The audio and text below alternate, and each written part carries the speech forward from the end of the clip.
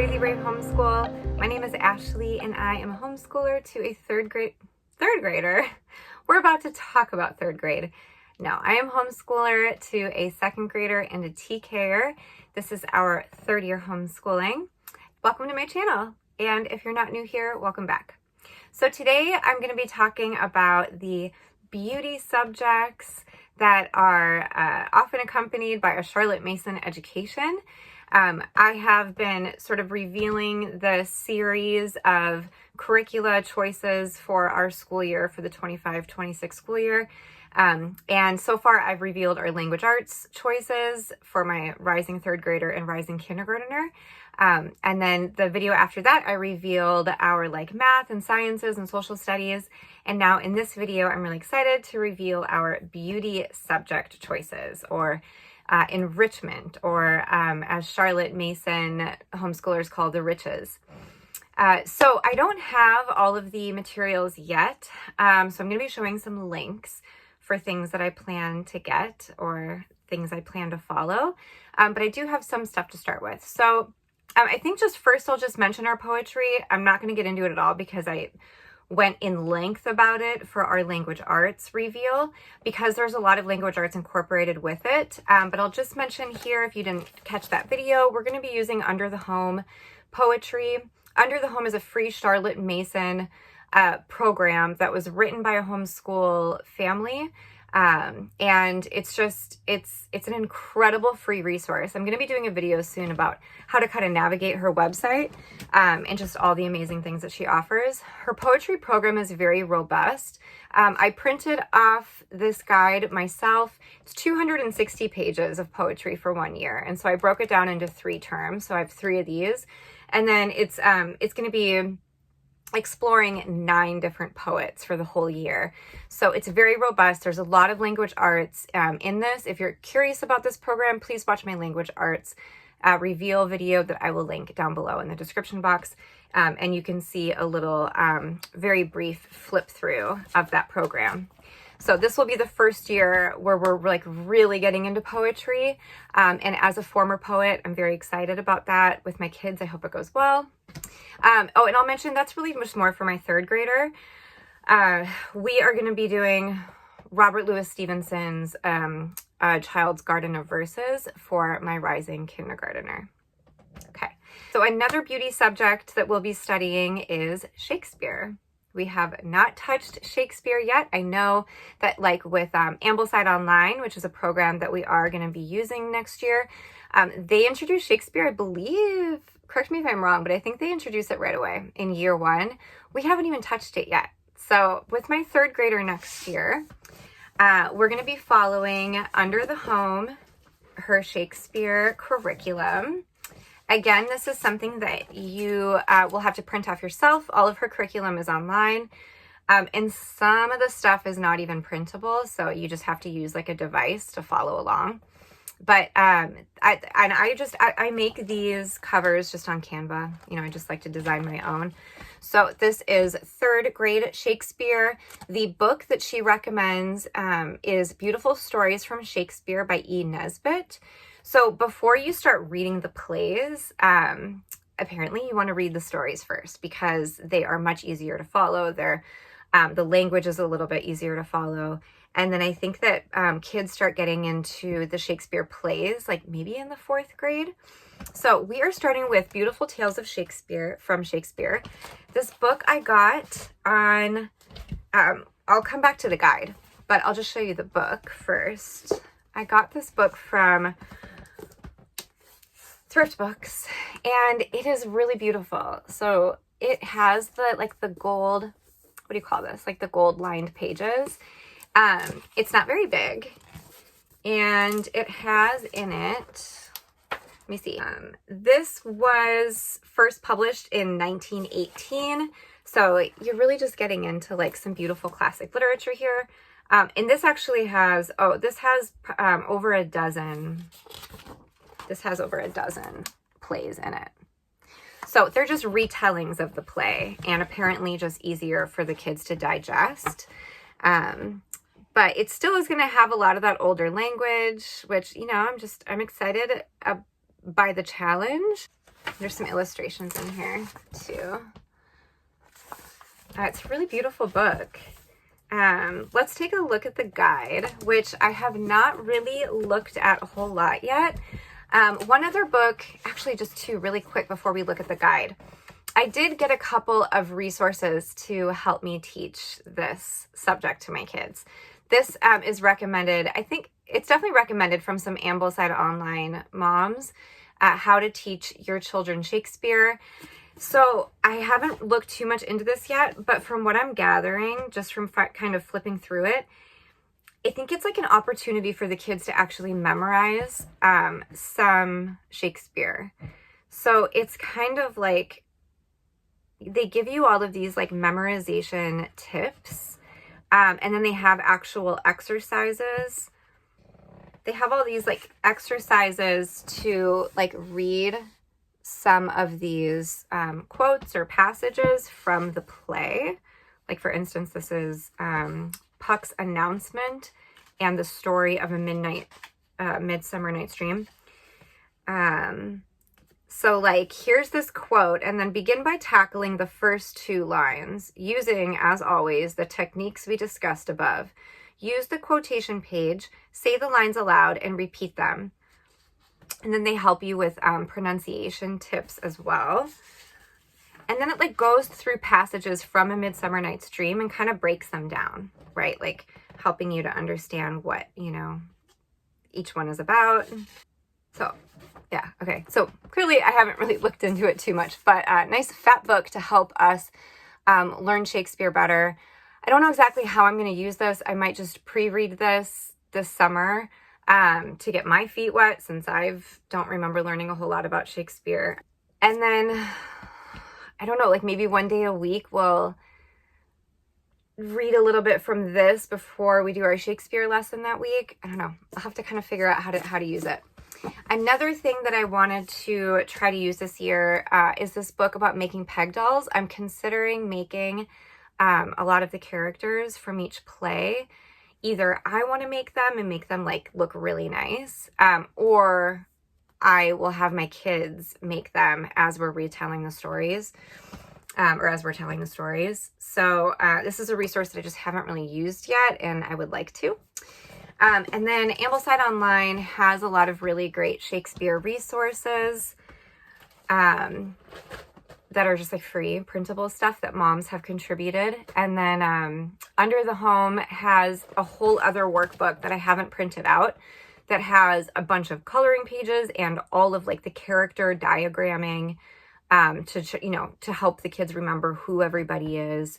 And so that's actually a pretty fat manuscript to print out too, but I'm sure it'll come in really handy. So let's just do like one lesson flip through of this really quick. Okay. So this is the table of contents here, like the lesson guide. It looks like there are 3 lessons per play, per story. So lesson 1, A Midsummer Night's Dream.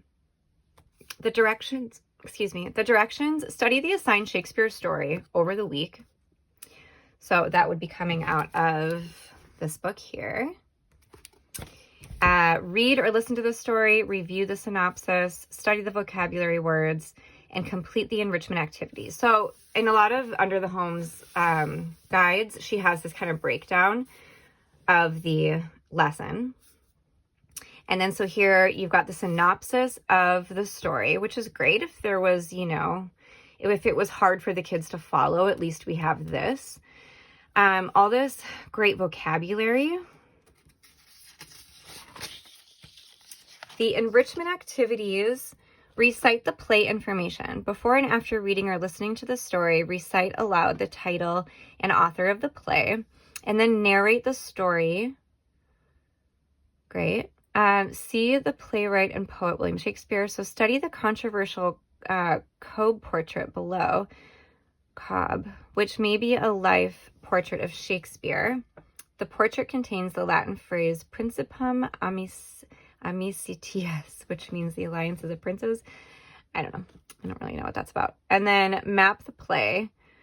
So I like that that brings in just a little bit of geography, point to the location of Greece on the map, find Athens on the map of Greece, study the forest plant life. This isn't totally necessary. I don't think. This would be another plant found in the forest from the play. And then activity 6, can you find it? During the week, study this painting of Hermia and Lysander, A Midsummer Night's Dream. Soak the magical ambience of the play's woodland setting and find the following things. So then you would find all of these things. So to picture study.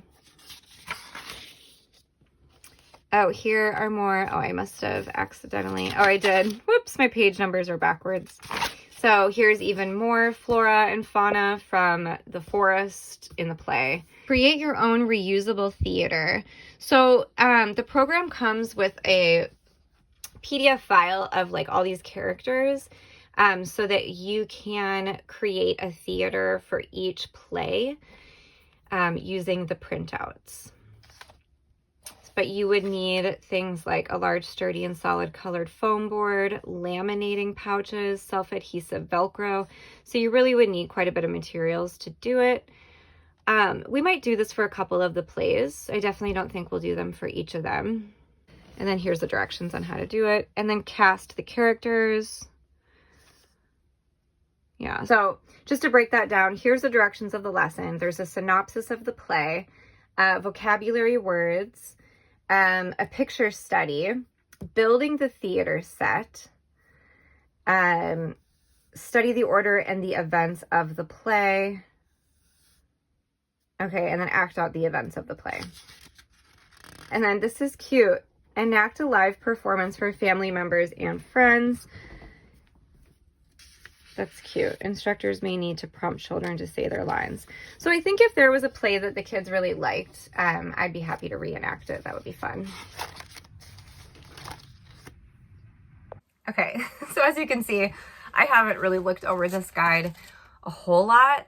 Really, my plan is mostly just to read the stories, myself to read this summer, and maybe do a little bit of fun acting out, either with some of the printables from the program or making our own peg dolls. But in terms of like the geography and all the vocabulary and the picture study, I'm not sure that we're gonna like use this program to its full extent. It's there if we want to, but this is our first time doing Shakespeare, so I think we're gonna keep it pretty gentle. Okay, so for studio art, we are also using Under the Home. I don't have the book with me, but I really like her approach at studio art because it is very like foundational for learning drawing skills. It's not crafty, it's not handiwork. It like literally is like taking a studio art class that maybe you would take in like high school or college. And I'm an art major, so I just think it's really cool that she has crafted an elementary school version or elementary education version of studio art using these very old classic books by something Augsburg. So I'm going to show a picture here of the book. There is year 1 drawing and year 2 drawing. And I believe, so I think we were going to do the year 2 for my daughter, but then I realized after looking through the lesson plans, it would be good to even set more of a foundation for her and get the year 1 book, just to, lay down some of those principles first. But I think my daughter's really going to like this. She definitely enjoys watching me make art. She's impressed that somebody can like draw something that looks like the thing, like very well. And so I'm really excited to teach her some of those skills. I think it's really going to build her confidence with drawing. And then the lesson guide itself is one of those where it's not printable. So I think for this one, the lesson, you can either follow the lesson online or you can buy the book. And I did get these from thrift books. I don't think they were very expensive, even though they're very vintage. I believe we are going to follow the lessons from the actual book. And I might have at that point in our homeschool like a big chalkboard so that I can like draw out the lesson of, you know, what she's going to be trying to draw. So that'll be a good reference for her versus just looking at like a small book. So I'm excited. My son, my rising kindergartner, I don't know if he's going to be interested in doing this with us. So if he's not, because it is like, it's kind of dry, right? It's not full of a lot of like color and paint and fun stuff, which we do enough of that in our daily lives anyway. But if he's not interested in doing it, I have a backup plan. I have not used this a whole lot with the kids yet. I got this from Beautiful Feet Books. I'm sure there are other places that it's available. This is Watercolor with Me in the Forest. This is a really cool book. So it's watercolor paper. I'll show one that we've done. So this is one that my daughter did when we were studying mushrooms. But this is how it looks before it's painted. So the book actually has on the watercolor paper a light sketch of the object that you're going to be painting, and then they have a really short tutorial here on like which colors to use and how to go about replicating the drawing, or the painting rather. Here's one we did with feathers.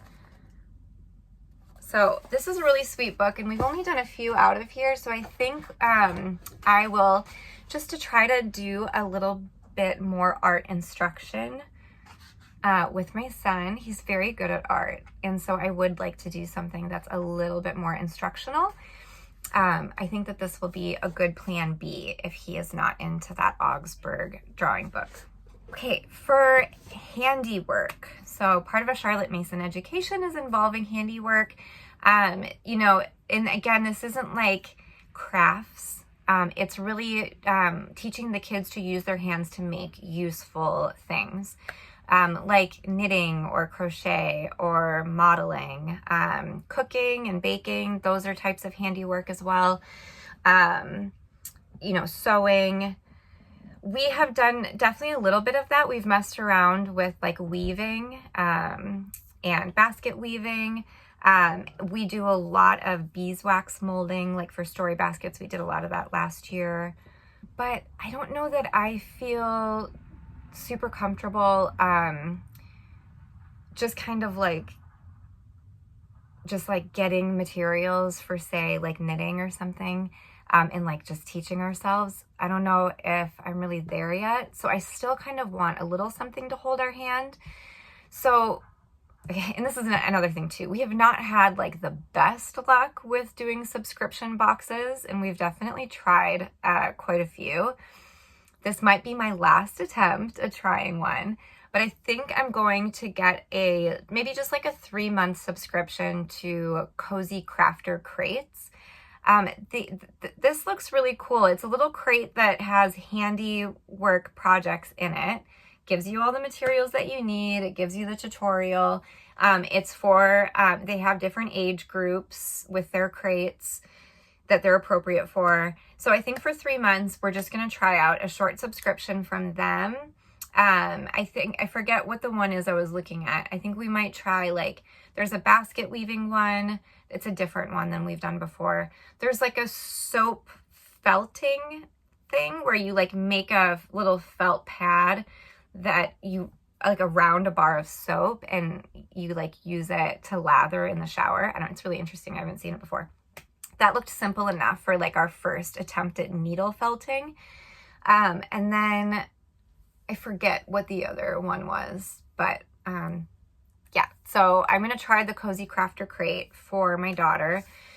For my son, I don't really have a plan for handiwork, but he's so busy building stuff all the time, constantly.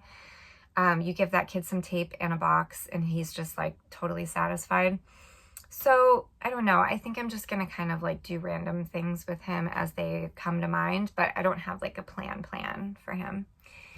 Okay, so for composer study, I have been a little unsure about how I want to go about it, but I'm pretty sure I'm just going to follow the Ambleside recommendations. We're going to follow the composer that they have assigned for each term for next school year. And then they have like tips for parents on how to incorporate it into your homeschool. So it's not like it comes with an actual like lesson plan or curriculum or anything, but it's really just like a philosophy, a method, and they really give you everything you need to know on how to go about it. And so I don't want to follow an actual program for composer study. I think that it's going to be kind of hard enough getting my kids into it. I don't want to expect anything else from them. I just want to listen to the music, learn a little bit, and kind of move on. Just make it more like ambiance, you know, atmosphere. But there is a resource here that that we've already brought into our homeschool that's been really great for both my kids, but my son especially has really enjoyed these. So I don't know if you guys have heard of these books before. The Story Orchestra. There are a ton of them. You can find them on Amazon or Thrift Books. I have bought 6 of these so far because my son loves them so much. So for instance, let's do 4 Seasons from Vivaldi. So it's a story and you play this little music note as you read the story. So it's Vivaldi. And it gets like the music the music pairs to the narrative of the story really well. So when there's like excitement, the music is like just, you know, it's well matched to it. Here's another one.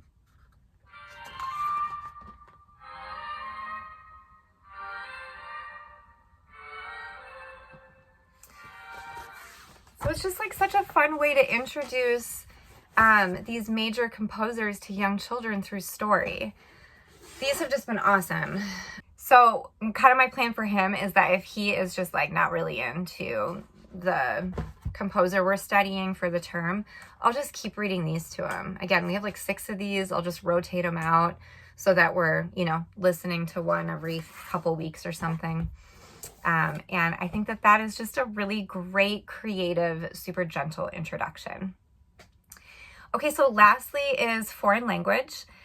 We attempted to do some Spanish for the last half of last year with my daughter, and she was in 1st grade and she just really wasn't interested in learning Spanish.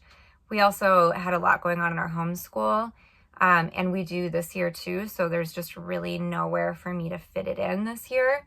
I'm still getting her to read. And so I'm hoping that next year, once she is reading more fluently, it'll be easier to like fit in these beauty subjects. But let's see. So I got Beautiful Mundo last year, and I've said in a couple videos that I just haven't loved that program because I don't think that it's holding my hand enough for teaching a foreign language. So we're going to use it as a supplement. But I have seen some good reviews for Homeschool Languages. So this is their Spanish one. This is really simple. I took a lot of Spanish in school, so I'm not worried about understanding the program at all, but I do appreciate just having like a little bit more of a structured curriculum. I haven't flipped through these lessons a whole lot yet, but they look short and sweet. And what I like about this versus Beautiful Mundo is that it does come with a lot of fun materials that I think will be more engaging for the kids. Beautiful Mundo really came with mostly like workbooks and stuff, which my kids are not into. So this is the box, and I haven't even really gotten into this a whole lot yet, but I do think that my kids are going to love the puppet. My son adores his Ziggy puppet for his reading program. It's kind of funny. And my daughter's jealous that she doesn't get a puppet for her school. So I think that they're really going to love this little puppet guy. It comes with games, and my kids love games. They learn very well through games. And so I'm grateful for that. it has like this little book, like a little reader maybe. It looks like it has, yeah, bingo, Spanish bingo. It has this blow up globe that is just fun. My kids will just love that. You know, I don't think that, well, I mean, we have a globe, so they'll probably just use this as a toy. Then it looks like it comes with a game board. And I haven't even looked inside this box yet. This is not a very great unboxing. Sorry. Oh, this has like a bunch of flashcards in it. I don't know what this is. Yeah, so I haven't gotten into all this yet. I've been reluctant to really take it out because I don't want my kids to get like too excited about it, because I'm really just not ready to do this yet. But this is our plan for foreign language next year. And this looks really fun. This looks way more fun than what we were doing before. So I hope that my daughter, I hope that she receives it a little bit better. Okay, and then lastly, I almost forgot, art history. So we have been doing like an artist study ever since first grade. So, and my kids really enjoy that. Last year we did Monet. This year we looked at various paintings from the autumn unit from Treehouse Schoolhouse, as well as their summer unit this last summer.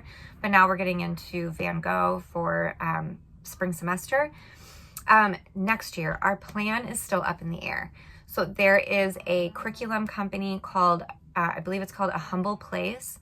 And she, it sounds like every year she releases an artist study that, that is basically paired with the artist rotation from Ambleside Online. So what's great about using a humble place, I hope that's what it's called. I think she does have printable PDF files, but I'm hoping, because she hasn't released it yet for next year, but I'm hoping that the artists that she releases next year have prints that are available to purchase. I would really rather spend money on having some high quality prints, since we display them all year round, and they're just better than printing on cardstock in my experience. So the artists that are paired for that year, I'm really not even going to try to remember. But anyway, long story short, we will be following the Ambleside Online artist rotation if A Humble Place releases an artist study that is the same and has prints for sale. Otherwise, we are just going to use Simply Charlotte Mason again. And I already looked into the artists that we would choose from them. They don't have the same artists from the Ambleside Online rotation. But they do have artists that were alive and working during the time of the composer rotation from Ambleside. And so I wanted to pair the artists that we study within the same time period as the composers that we'll study. And from Simply Charlotte Mason, I believe it's Tanner, Turner, and Millay. So we would be getting those three, unless A Humble Place, again, has the artist rotation from Ambleside. Okay, so I think that's it. That's all of our beauty subjects. We're going for all of them. Fingers crossed. I mean, I have a lot of faith in this because this is like my favorite stuff. So I'm really excited, and I think the kids are really going to like these. If there's anything that I'm just like a little nervous about, it's Shakespeare, just because it's, you know, still pretty new for me. But anyway, thanks for watching, you guys. And I think my next video is probably going to be a nice deep dive into Under the Home. So stay tuned for that, and have a great week.